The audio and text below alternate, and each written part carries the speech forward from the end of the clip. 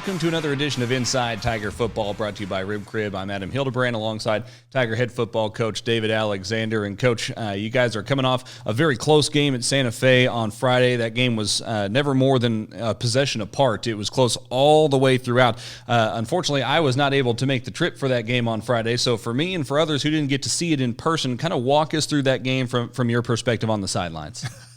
Wow, man, you're gonna make me relive the whole thing. Sorry, man. It was well, it was just like we had talked pregame, right, Adam? It was going to come down to the last possession of the game. Someone was going to have to make a play at the end, and unfortunately, right, we fumbled the ball and we didn't get enough turnovers. The game was it was an incredible football game. If you were just a fan to come in and bought a ticket and didn't have weren't just want to see a really good football game, it was really good. Both teams making plays.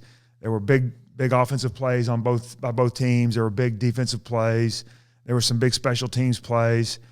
And like you said, they started off with a lead, built up a couple score lead. We end up building, coming back and having a lead. Then they return a kickoff, and then we end up with a fumble. They were able to burn off most of the clock and only give us the ball back with a little over a minute to go and 90 yards to try to win the football game or tie the football game, and weren't able to do that. Well, you've had back-to-back weeks now like that of just very, very good football games. That really forces a team to stay locked in over the course of 4 quarters. How does that impact a team, or how does that help moving forward? Because you really can't take any lapses over the course of these last 2 games. No, you can't. We build on it. You try to always find the positives. These are teenage kids, and it's amazing how resilient they are. They're so much more resilient than coaches are. We carry that with us all through the next week, and those kids come back, a day or two after a football game, and they're ready to go practice, and it's refreshing to see as a coach, because our livelihoods are, hey, a 7-day work week, we lose, and we're just miserable for a few days until we can really get back into the game plan for the next day. So, you talk about it. Hey, right, you get in those situations, right? Quarterback, you got to protect the football. You got to, we're getting a lot of penalties. We got to stay, whatever the referees are calling that night, and each referee crew's different. We got to figure that out and adjust to how they're calling the football game. And I think we did that in the second half. We actually, penalties got cut way down, but you've just got to play to the circumstances of the football game. And if it's 0-0 or 28-28, you got to do what you have to do to win. You guys had several big plays in the passing game. 4 different guys had catches of 23 yards or more in that contest. So why were you able to have that kind of success in the passing game, especially being able to move the ball down the field? Well, even though we had quite a bit of success running the ball as well, Santa Fe had sold out to stop the run. Now Marion's a pretty special kid, and he broke off a couple long runs, and Sanchez had a couple decent runs too. But, our pass protection was fantastic, even though they had all those guys at the line of scrimmage. And, Jaiell, our guest coming up here in a little bit, Jaiell Talley had a beautiful game. I think every one of his catches was convert a third down to a first down. I love that young man. As we talk, we're going to talk about him a little bit later here too. I've got some great stuff. I want to tell everybody about Jaiell. Well, let's before we get to that, let's kind of switch back over to that run game, because you said they kind of sold out to stop the run. There was, of course, an 86-yard touchdown run, so that's helpful. But how did that make it challenging on your running game in terms of trying to consistently move the ball forward and stay ahead of the chains, things like that? Well, it's just, first off, they're a good football team. They made a decision. We're a run-first football team, and they made their decision to bring all their guys down the box and try to make us throw it. We were still able to put up big numbers, rushing-wise. And most of those were because of 4 or 5 big plays. We weren't as completely consistent running the ball as we've been in every other game this year, which is a little bit disappointing. Now, also, we had 2 starters in the offensive line out. Our center and left guard were out. Starting 2 guys that was their first starts in high school football.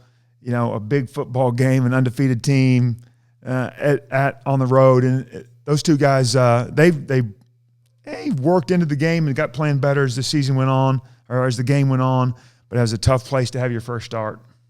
Absolutely. There's no question about that. Marion Horn had the big run. He's also caught passes for touchdowns over the last couple of games. So we've spoken about him and how versatile he is on several occasions, but specifically, how were you guys able to use him Friday night to try to create some matchup advantages? Well, it's just about everybody's the same. He is a matchup nightmare for everybody. He's so fast, and he can do so many things. He's obviously very smart too, right? Because we're asking to play running back and halfback. That's the offset guy, and then inside receiver. We're asking him to do so many things. He actually played a few snaps of defense too. And so it's just it's a great weapon. You're not going to win big games. You're not going to have a really good football team unless you've got a couple dudes. And obviously Marion's our dude offensively, our number one dude. And his speed, his elusiveness is what makes him special. If he was 20 pounds heavier, he'd be, it wouldn't be fair. Well, we've seen him make a lot of plays this year. We're looking forward to seeing him make some more over the next few weeks here, at least. As Coach mentioned, we'll be back with Jaiell Talley here in just a moment, so stay tuned for that. You're watching Inside Tiger Football, brought to you by Rib Crib. Recently, you've had to put your life on hold, and we're with you in this. At Ascension St. John, we're now open for appointments, and we are fully prepared for your safety and our care. As we open our doors again, our doctors, nurses, and care teams will continue to wear personal protective equipment. We've taken even more steps to clean and stringently disinfect all areas. We will maintain distancing in our waiting rooms and will continue to limit visitors. And we will still screen all staff to protect their health and yours. Our emergency rooms are here 24/7. Please do not delay care. We're still delivering babies and performing surgeries. And we're open for your appointments, from specialists and surgical care to routine care and health screenings. Ask us about virtual visits. Ascension St. John continues to care for you, as we have been for almost a century. Thank you for trusting us. Hello and welcome back to Inside Tiger Football, brought to you by Rib Crib. Adam Hildebrandt back with you. And we're joined now by Jaiell Talley, who's a senior receiver for the Tigers. And Jaiell, let's talk some like lead up to football before we get to actual football itself. You're getting ready for a big game. You're going over to Jinx, Owassa's in town, whatever. What do you have on the headphones as you get ready to play football? Well, I usually like to listen to more chill music.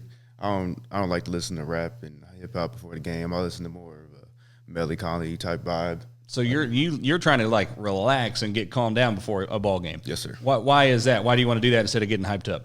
I wait to get hyped up until I'm at the field and stuff. When I'm there, I just want to clear my mind. I don't want to focus on anything and get too anxious.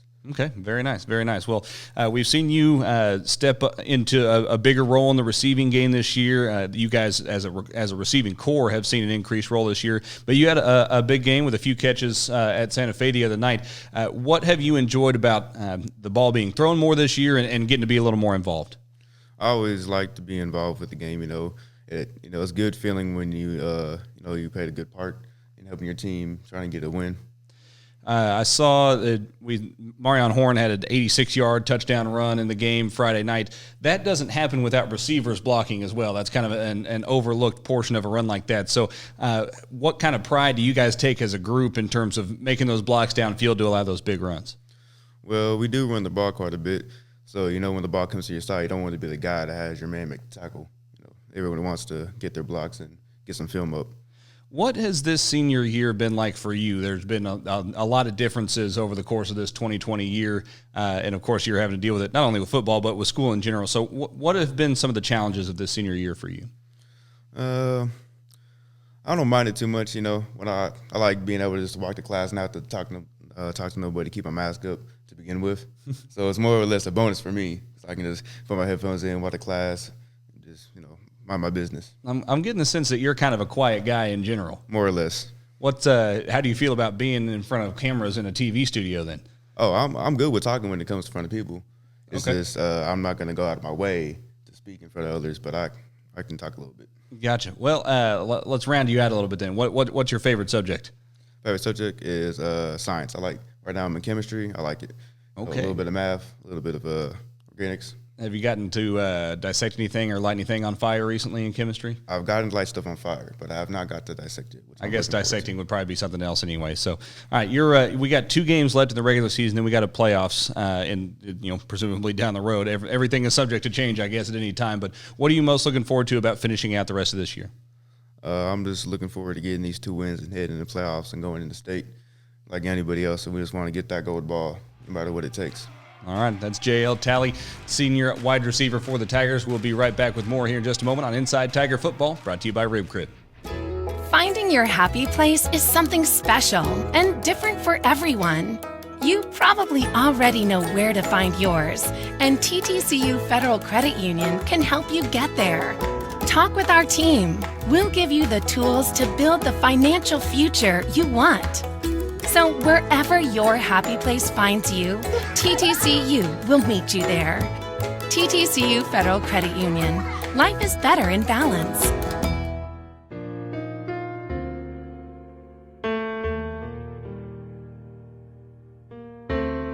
For families who like to build their wealth while staying liquid, we have flexible rate CDs to keep your funds working hard, even when you're not. First National Bank of Broken Arrow. The right balance. Welcome back to Inside Tiger Football. Adam Hildebrandt joined again by head coach David Alexander. And, Coach, we just heard from Jaiell Talley. Let's round him out, not only as a football player, but as a person. What can you tell us about Jaiell? Oh, my gosh. He's an unbelievable young man. Jaiell did not play football for us last year. He played as a sophomore. And his dad was a college basketball player, so there's a basketball family, and he went and concentrated on just basketball last year. And he asked if he could come out. Of course, man, I knew what kind of young man Jaiell was. I knew how of a good influence he would be in the locker room. But I did something with Jaiell this year, and actually Corey Williams too, something I have never ever done, and I've never seen any coach that I work for do. In the middle of the season, I promoted Jaiell to captain. I just thought his character, the way he was conducting himself, his influence on the young players on the football team, that we named him captain after week 5, and it's been amazing. He's such a great young man, and I'm really proud of him. And how did, obviously when you promote somebody into a leadership role like that, it's because you know the effect that they'll have on the other people around him. That's how right. did the guys That's around right. him react to him being promoted? They all loved it. When I made the announcement after our practice, and the team went crazy.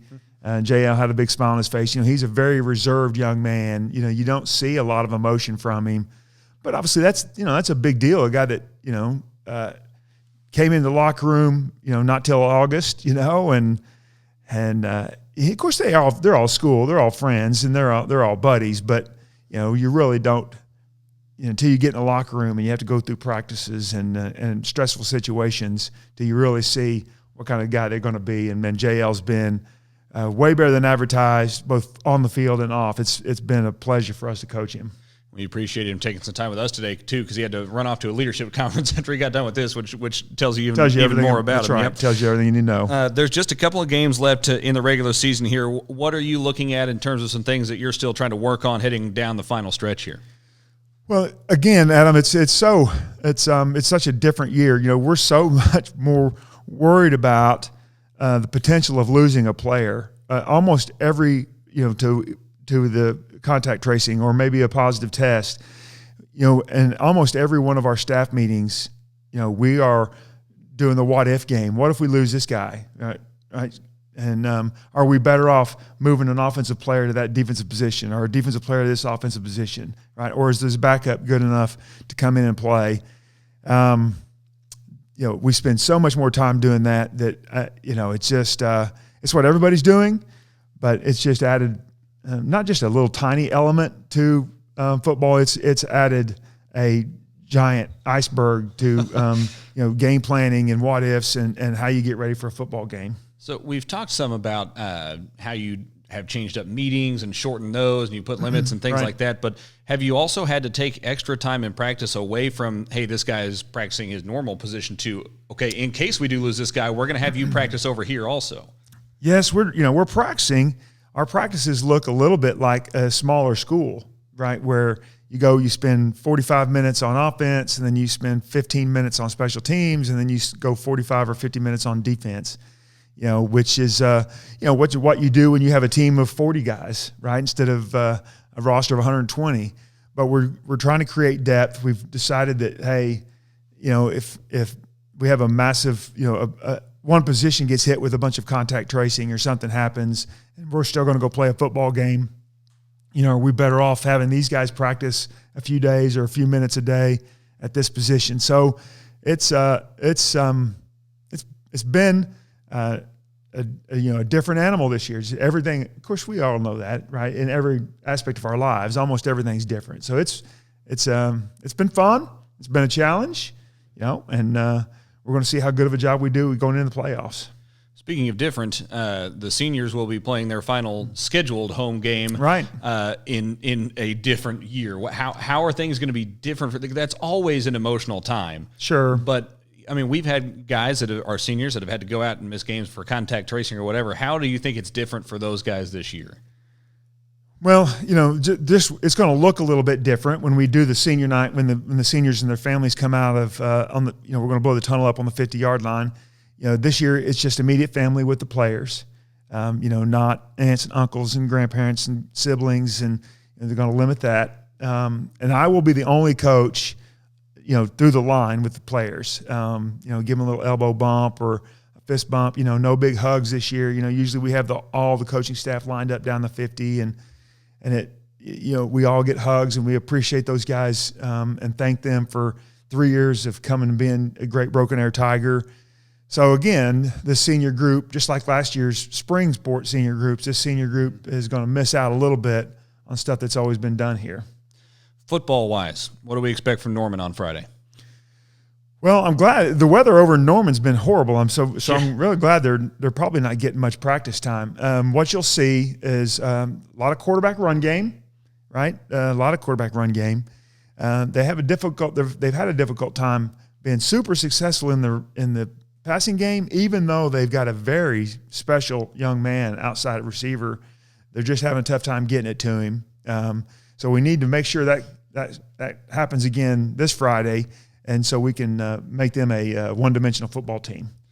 Finally, Coach, we talked how there's just a couple games left in the regular season. That means playoffs are coming up, and playoffs have kind of been a question mark all year long. Sure. What is your understanding of the situation that we are looking at moving forward into playoff time? Well, the one thing we do know, right, that's in concrete is that all 16 teams in 6A1 will make the playoffs. Okay. Now, our organization, OSSAA, gave each district 2 options for the coaches and ADs to vote on how they want to seed their district going into playoffs. Okay, so our district, District 1, the ADs, athletic directors, voted that pure district wins would seed the playoffs, right? If you have the most wins, no matter how many games you missed because of COVID or other things that happen, and then the other district, District 2, 6A1, District 2, voted on coaches' rankings. So the last 3 weeks of the season, week 8, 9, and 10, the coaches are going to rank their district, and then they'll tabulate that and rank the district that way. So both districts doing something different, and then they'll seed it. One will play 8 from each district, and on the way down, and so it's a little bit weird. And so we can't sit in our locker room as coaches and draw out a bracket and figure out where we're going to be. There's just no telling, and telling in week 9 and 10 now, who's going to miss a game, contact tracing, or a team can't play. So we won't know where we're at or who we're playing, and probably until after our game on week 10. Just one more hurdle to get over. That's right. In football 2020. All right, that's head coach David Alexander. I'm Adam Hildebrandt. Thanks for tuning into another edition of Inside Tiger Football, brought to you by Rib Crib. We'll talk to you Friday night.